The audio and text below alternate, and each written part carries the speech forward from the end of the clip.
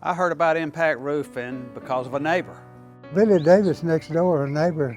I've had a leak on my ceiling. I had impact roofing come out and checked it. He told me it had some hail damage and he knew Troy Evans.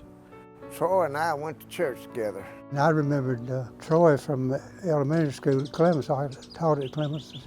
And I saw him out in Billy's backyard. I called my insurance company, filed a claim. They got the adjuster to come out, and sure enough, I had damage. I know they'd had hail damage. I had hail damage. Billy had found out he needed a roof, and then we were next. Denny was next, and then Tom behind us was next. And I think a lady across the street. We were doing a neighborhood fix-up.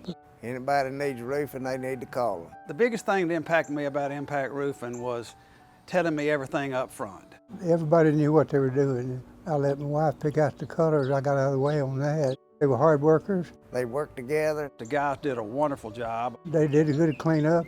They finished the roof in about a day and a half, and by that afternoon, my yard was completely as clean as if they had never been here. They cleaned up, and there wasn't nothing left.